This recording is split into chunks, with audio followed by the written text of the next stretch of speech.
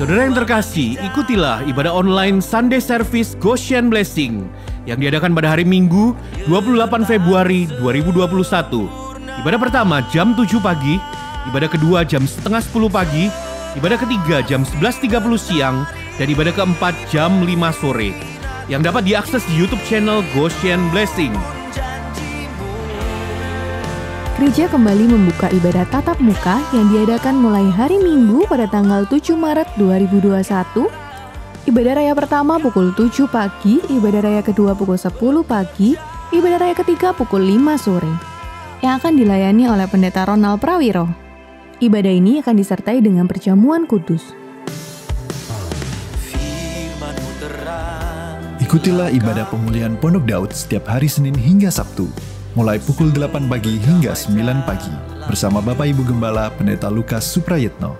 Ibadah pemulihan Pondok Daud dapat diakses melalui YouTube channel Goshen Blessing.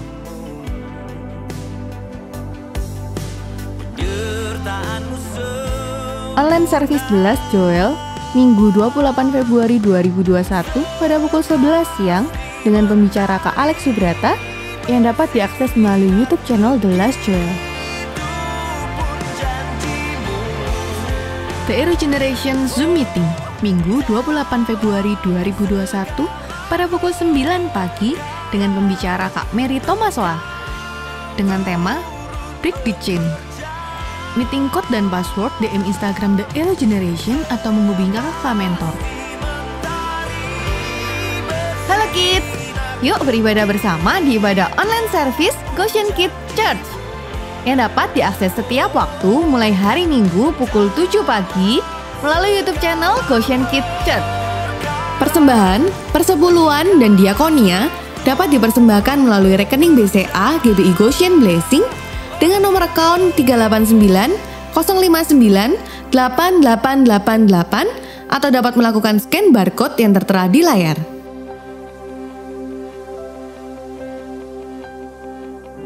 Shalom, sobat muda semua dimanapun kau berada. Kita bersyukur pada hari ini kita akan memulai ibadah online kita. Kita percaya bahwa Allah hadir di tempat ini. Amin. Berikan sorak-sorai bagi Tuhan kita. Haleluya.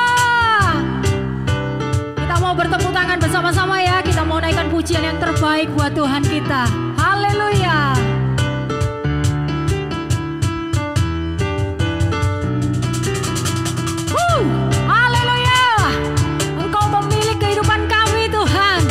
Sumber kemenangan kami, great is our God.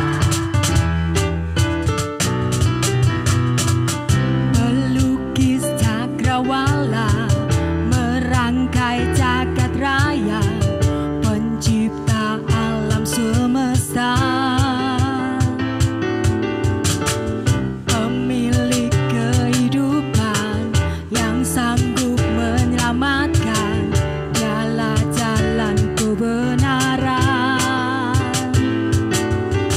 kami rindukan kuasa lawatan-Mu, kebangkitan pasti terjadi.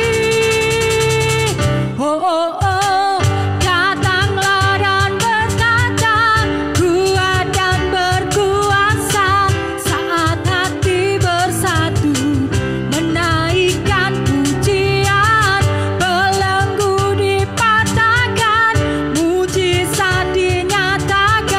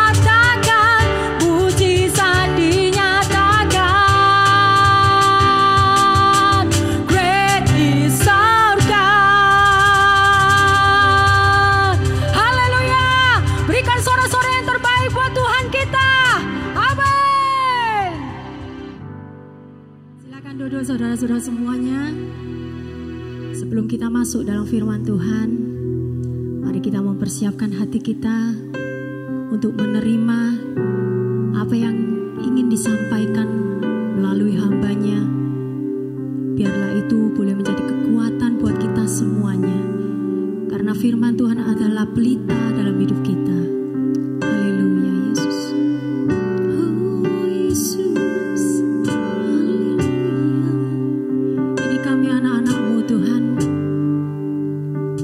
Kami siap dibentuk Tuhan untuk menjadi bejana-bejana-Mu yang seturut dengan kehendak Engkau. Biarlah di masa muda kami ini Bapa, kami mempergunakannya dengan sebaik-baiknya. Biarlah kami tidak keluar dari rencana-Mu, biarlah kami tidak keluar dari kehendak-Mu Tuhan, tapi pakailah hidup kami. Ini kami Tuhan, anak-anak-Mu Bapa. Mengiring-Mu seumur hidupku, masuk dalam rencana-Mu Bapa. Pikiranku, kehendakku,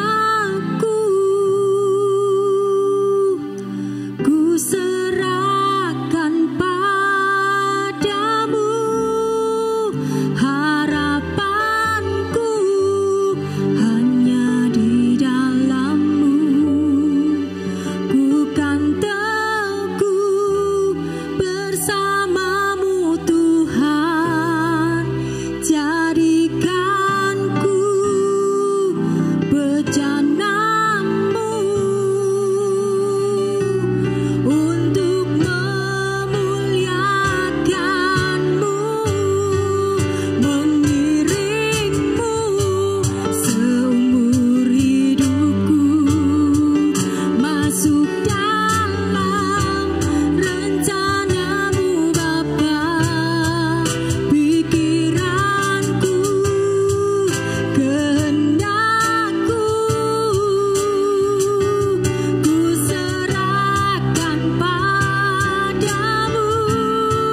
Harapanku hanya di dalam-Mu. Ku kan teguh bersama-Mu Tuhan. Jadikanku bejana-Mu untuk memuliakan-Mu. Mengiring-Mu seumur hidupku, masuk dalam rencana-Mu Bapa. Pikiranku, kehendakku, ku serahkan padamu. Harapanku hanya di dalam-Mu. Ku kan teguh bersama-Mu Tuhan. Jadikanku bejana-Mu untuk memuliakan-Mu. Biarlah musik memuji Tuhan. Haleluya. Yesus.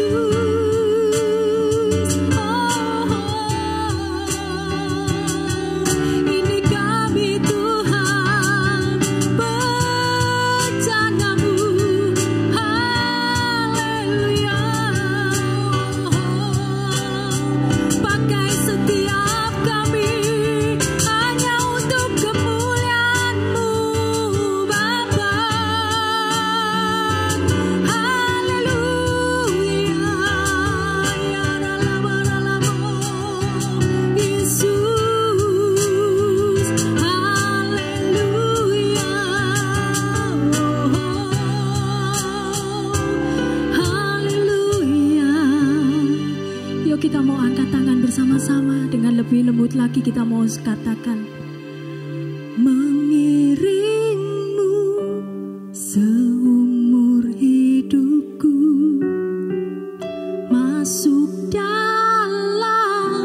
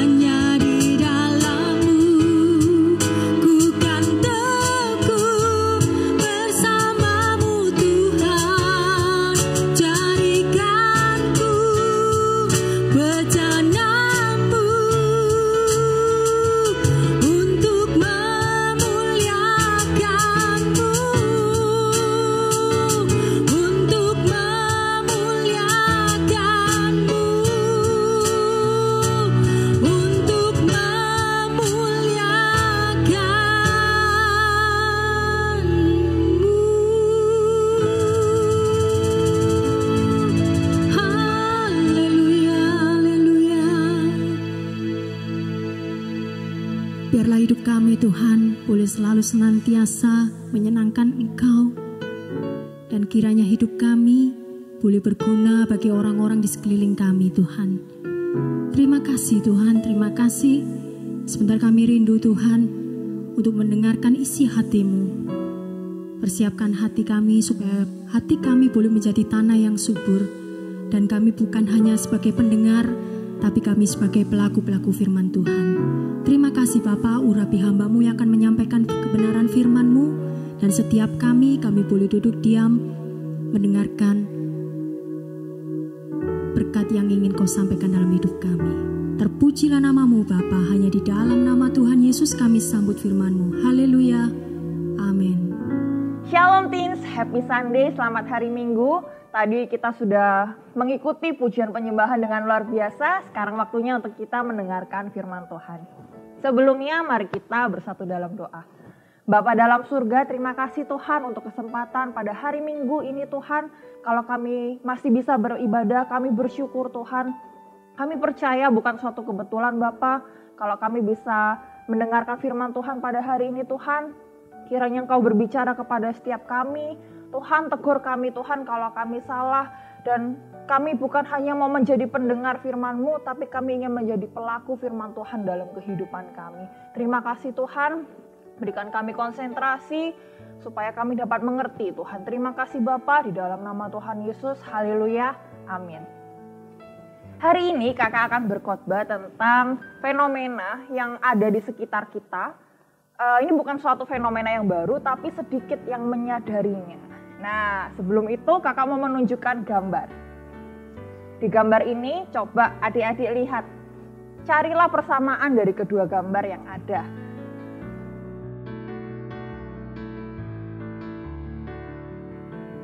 Nah, dari dua gambar yang ada, adik-adik bisa lihat ya, yang generasi yang lebih tua, mereka lagi baca koran, mereka lagi cari informasi lewat koran. Sedangkan yang generasi muda, mereka sudah on dengan gadgetnya, mereka melihat gadget, mereka cari informasi lewat gadget. Nah, hal ini juga terjadi dalam kehidupan kita saat ini. Kalau kita cenderung, cari informasi gampang banget, tinggal buka Google. Tinggal buka WhatsApp, ada yang ngepost beberapa menit, beberapa detik pun, kita sudah tahu, informasi yang ada di Sulawesi ada apa ya, informasi di Sumatera ada apa ya, bahkan di luar negeri pun kita tahu informasinya. Tapi lain sama orang zaman dulu, kalau generasi seperti papa mama kita, kakek nenek kita, kakak juga sempat sih lihat waktu kakak kecil, kakak masih mengalami masa di mana melihat papanya kakak itu langganan koran setiap hari. Jadi jam 5, jam 6 pagi ada bapak pengantar koran, dia lempar koran di dalam rumah. Nah, itu baru tahu, ternyata lagi ada apa aja sih ternyata di Indonesia. Nah, kecepatan dalam kita terima informasi itu membentuk setiap pikiran kita, cara pikir kita, perilaku kita, kebiasaan kita. Nah, coba dilihat nih gambar berikutnya. Jadi lihat gambar apa nih? Ini ceritanya sama-sama generasi muda dan generasi tua mau beli nasi Padang. Nah, kalau generasi tua, yang lebih tua, papa mama kita, kakek nenek kita, mereka cenderung, aku jalan. Aku naik sepeda motor ke rumah makan Padang buat menghemat 10.000. Buat menghemat 10.000 ya. Nah, kalau generasi muda, ini seperti ada ojek online, kita cenderung ya udahlah, nggak apa-apa kita hilang 10.000, yang penting kita hemat 30 menit waktu kita.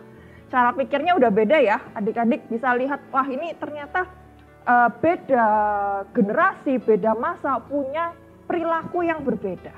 Nah, sekarang kakak mau adik-adik coba diskusikan. Kira-kira perbedaan apa lagi ya yang dimiliki generasi kita dan generasi di atas kita, selain contoh yang sudah disebutkan. Yuk, coba diskusikan.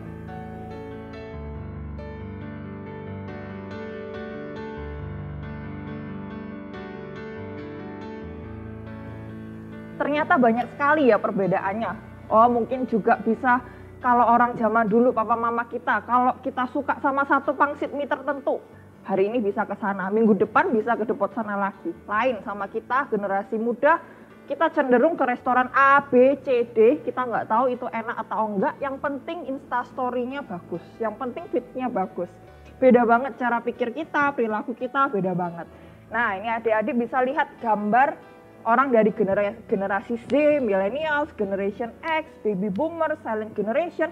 Mereka punya ciri-ciri, kebiasaan yang berbeda, bahkan nilai hormat mereka terhadap sesuatu pun berbeda. Loh, kok bisa ya nilai hormatnya berbeda? Coba adik-adik ingat-ingat kembali, kalau ada kakek neneknya atau buyutnya yang lahirnya sebelum kemerdekaan 1945, mereka pasti akan lebih cenderung hormat pada otoritas. Nah, lain sama kita. Karena kalau mereka nggak hormat, mereka bisa dihukum, disiksa kalau nggak melakukan apa yang disuruh. Nah, lain sama generasi-generasi kita ini, nilai hormatnya pasti berbeda. Kayak kita nggak pernah merasakan penjajahan, pasti cara pandangnya pun berbeda. Oleh karena itu, hari ini kita mau bahas tentang gagal paham generation gap.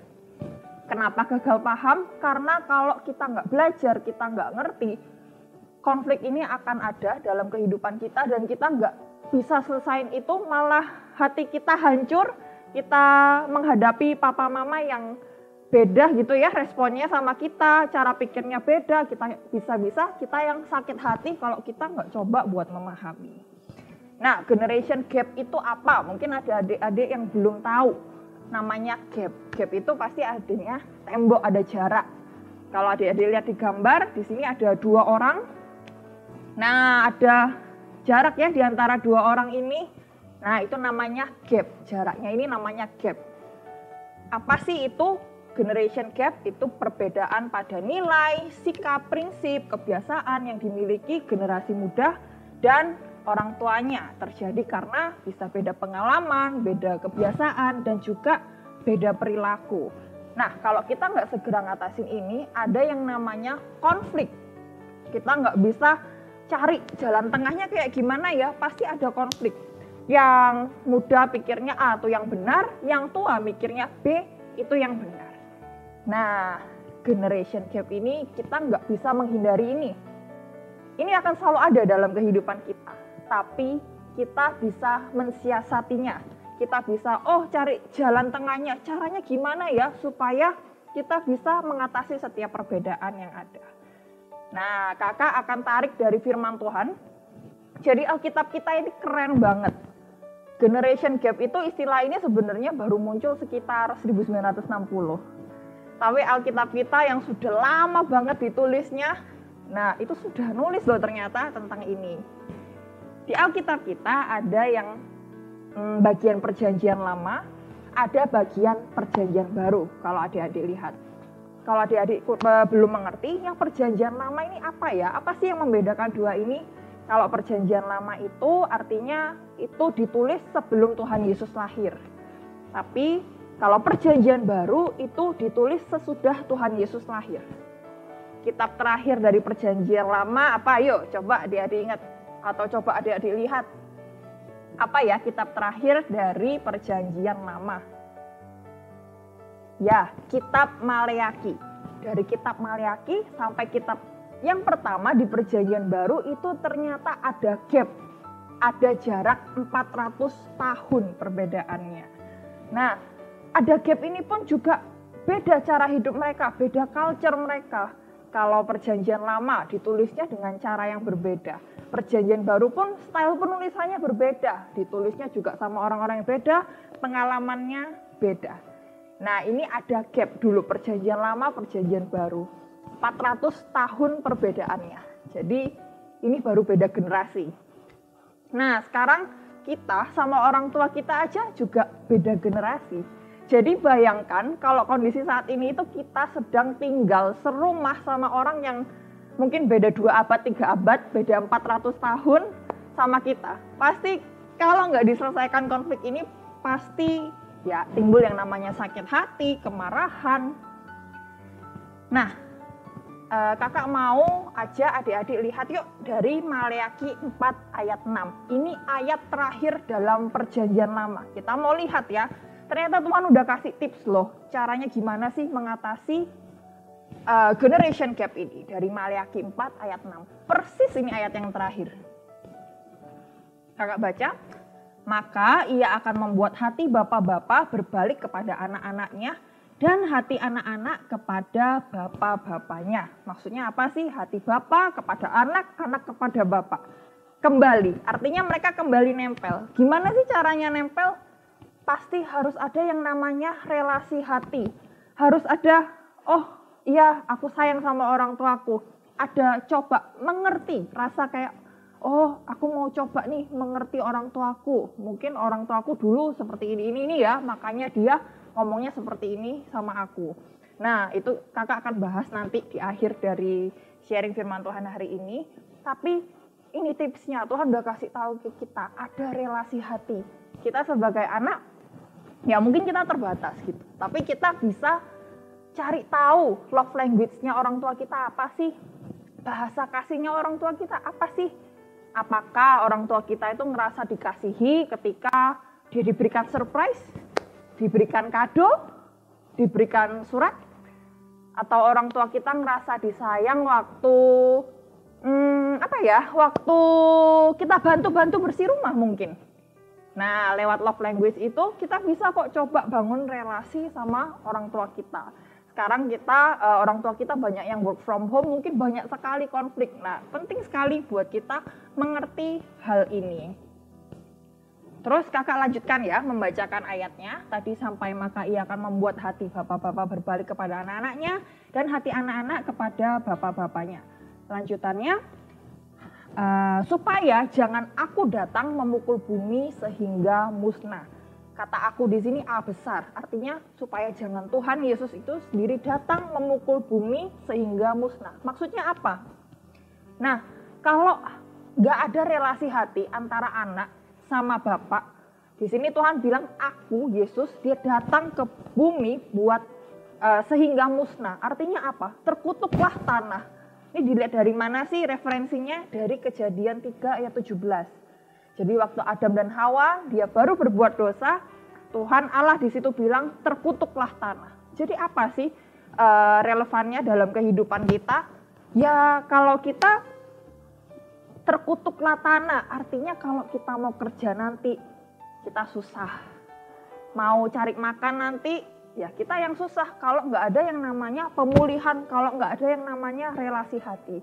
Bahkan penelitian di dunia bisnis pun dia ada menemukan kalau bisnis yang turun ke generasi berikutnya, kalau relasi papa sama anaknya ini nggak baik, itu biasanya generasi berikutnya nggak bisa menerima goncangan, nggak bisa survive, nggak bisa melanjutin usahanya. Tapi lain kalau relasi bapak sama anaknya baik, ketika ada goncangan pun mereka bisa melewati itu semua. Nah, harus ada yang namanya relasi hati. Hati anak ke bapak, bapak ke anak. Nah, sekarang kakak mau minta tolong adik-adik ambil satu lembar kertas dan pensil atau bolpen, coba tuliskan. Nggak perlu dibacakan juga. Ini buat adik-adik sendiri. Apa sih 3 peristiwa yang paling kalian ingat, paling mengena di hati kalian tentang perlakuan ayah kamu terhadap kamu? Coba boleh positif, boleh negatif, dan itu yang paling adik-adik ingat. Coba dituliskan.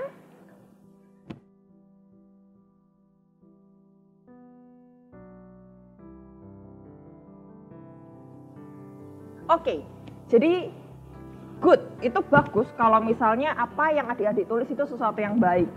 Tapi kalau sesuatu yang buruk, wah ini waktunya buat kita bereskan itu. Kalau yang kita ingat seperti yang gambar ini, waktu kita dimarahin, waktu kita dikemucing, atau mungkin waktu kita dikunci dalam kamar mandi, kalau itu yang masih adik-adik ingat, dan adik-adik ada rasa benci sama orang tua kalian, kayak apa ya, aku mau balas dendam gitu suatu hari nanti ke orang tua aku. Awas ya nanti kalau orang tua aku sakit, giliranku yang balas dendam.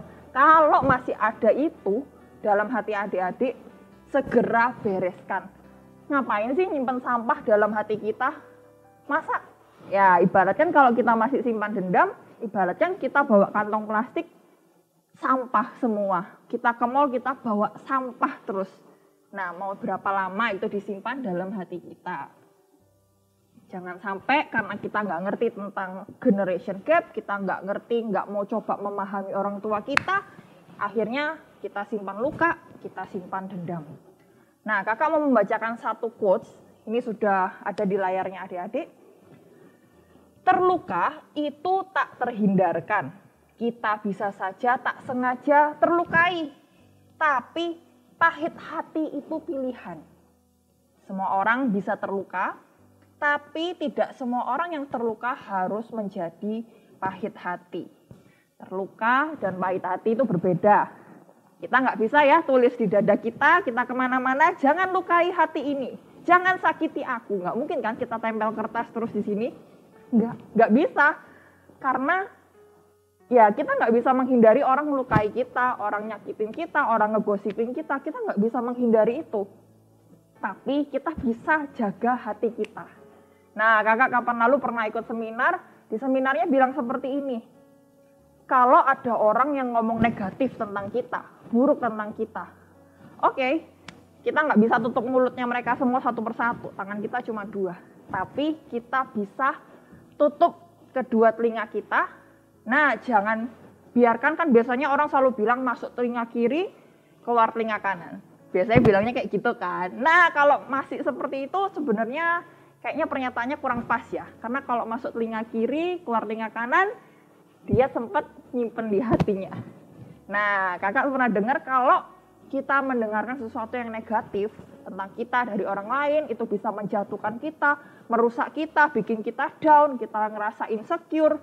Nah, kita bisa izinkan itu masuk telinga kiri kita, keluarnya pun lewat telinga kiri kita. Jadi nggak nyampe ke hati kita, nggak usah diproses di hati kita. Karena kalau kita semakin memproses itu, semakin memikirkan itu, wah malah itu jadi sampah dalam kehidupan kita yang bikin kita nggak bisa berkembang. Kalaupun itu menyakiti hati kita, kita punya kok sosok yang bernama Tuhan Yesus yang bisa menyembuhkan setiap luka hati kita. Kakak lanjutkan quotes-nya, isinya seperti ini. Pahit hati jika dibiarkan terus dan nggak segera diberesin akan memberikan efek komplikasi penyakit yang lebih rumit berupa kebencian, dendam, kerusakan self-worth, merasa dirinya nggak berharga, demotivasi, nggak punya motivasi hidup, ketertutupan diri, dan macam-macam. Kalau kita sudah terluka, kemudian kita memilih untuk nyimpan itu, kita jadi pahit, ya nanti jadinya malah benci, dendam, insecure, marah, sombong. Ini ada adik-adik bisa lihat gambarnya sendiri ya. Tapi kalau kita pun sampai terluka, kita bisa datang kok ke Tuhan Yesus. Tuhan, tolong sembuhkan hati ini dan mampukan saya Tuhan untuk dapat menyembuhkan luka yang ada. Saya nggak sanggup, tapi aku percaya Tuhan sanggup yang menyembuhkan, bahkan memberikan aku hati yang baru. Nah, di sini kakak mau kasih tips gimana cara mengatasi generation gap. Jadi adik-adik lihat ada gambar pintu.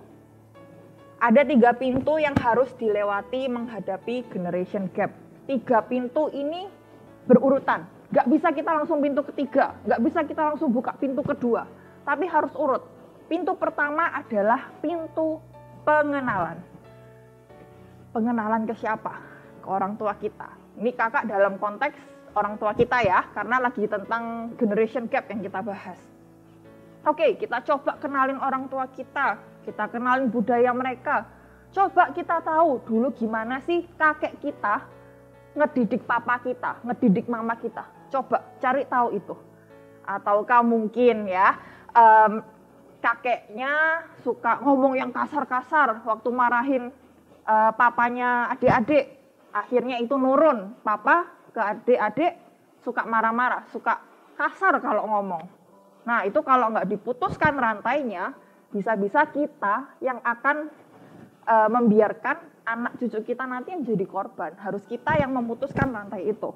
Ya kita coba untuk mengerti, oh mungkin dulu papa aku waktu lagi muda mau beli nasi padang aja susah banget. Harus kerja banting tulang dari pagi sampai malam. Ya sehingga mungkin itu yang bikin aku kalau pagi-pagi masih tidur, ya aku suka dimarah-marahin, dipaksa bangun, bahkan dipukul. Nah mungkin ya kita bisa cari tahu lah, kita kenali orang tua kita seperti apa supaya kita nggak sakit hati. Kalau kita banyak komplain tentang mereka, mungkin kita belum kenal sih mereka siapa. Nanti kalau kita udah kenal, pasti kita ada rasa, oh iya ya, empati, kita kasihan ya ternyata orang tua kita. Pintu kedua adalah penerimaan. Ya, kita harus coba untuk nerima. Kalau anak-anak mau kalau adik-adik mau mengampuni, coba terima. Oke, mereka memang seperti itu, kasihan ya, timbul empati kita. Mungkin kita marah, tapi kita bisa tarik garis kehidupan mereka. Mungkin mereka pun juga korban. Oke, dan sekarang aku jadi korban, tapi aku enggak mau generasi anakku, cucuku jadi korban. Pintu ketiga, nggak bisa lompat ya, ini pintu ketiga, persetujuan. Nah, kita nggak bisa langsung jalan pintas ke pintu ini, walaupun kamu ngerasa benar, kita minta persetujuan ke mama kita, "Ma, aku nggak suka sih kayak gini-gini." Wah, tanpa memahami, kalau kita langsung minta persetujuan, jadinya tengkar, konflik. Nah, contoh, kita harus cari waktu yang pas, waktu mungkin orang tua lagi rileks. Kakak sendiri pun ngalamin, kalau harus ngomong sama orang tua kakak, yang penting kakak harus bisa baca mood mereka. Kira-kira enak nggak ya diajak ngomong sekarang? Kalau moodnya pas nggak baik, diajak ngomong sudah fix 100%, bahkan 1000% pasti tengkar, bahkan sakit hati. Nah, caranya gimana sih minta persetujuan? Oke, kalau misalnya moodnya sudah baik, adik-adik rasa itu waktu yang tepat, bisa bilang, mulai dari kekesalan kamu, "Ma, boleh nggak aku bicara sesuatu? Misalnya, sebenarnya aku sedih loh waktu mama banding-bandingin nilaiku sama Koko, aku sedih.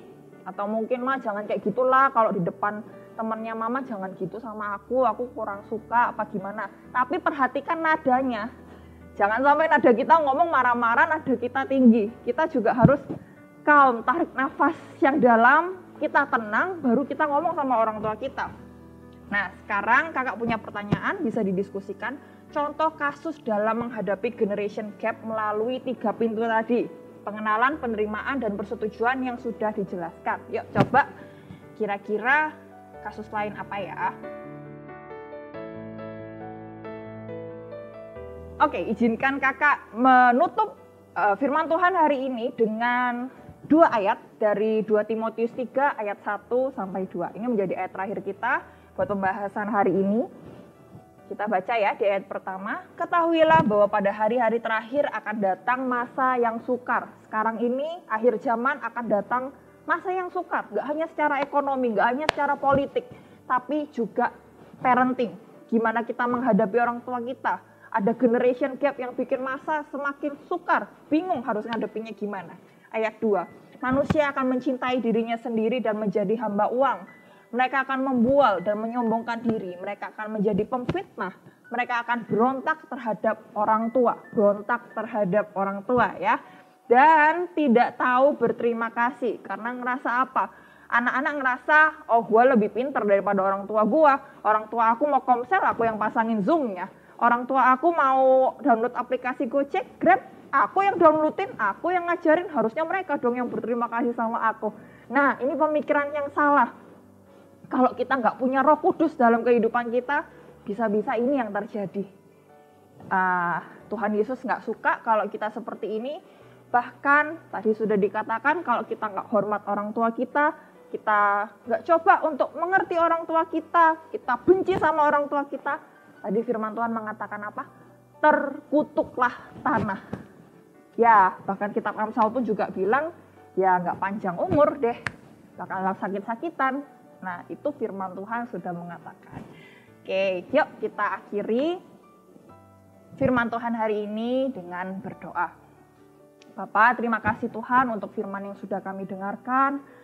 Bapa, kami tahu Tuhan mungkin susah Tuhan mengampuni orang tua kami. Mungkin kami nggak bisa mengerti Tuhan, kami nggak tahu gimana caranya. Tapi kami percaya Tuhan, Engkau Allah yang menyembuhkan hati kami. Bahkan Engkau dapat memberikan hati kami dengan hati yang baru. Tuhan, jamah kami Bapa, kami mau belajar mengampuni sebagaimana Engkau telah mengampuni setiap kami Tuhan. Pimpin kami, tolong kami Tuhan, hibur kami Tuhan ketika kami sedih, ketika kami ngerasa sepi. Terpujilah nama-Mu Bapa, di dalam nama Tuhan Yesus. Angkat tangan saudara, terimalah berkat Tuhan. Kasih karunia yang berlimpah-limpah daripada Allah Bapa, dalam anaknya yang tunggal Yesus Kristus, persekutuan yang manis dengan Roh Kudus menyertai saudara sekalian mulai hari ini sampai Tuhan Yesus datang menjemput kita di awan-awan dan bahkan sampai selama-lamanya. Yang percaya bersama-sama katakan amin.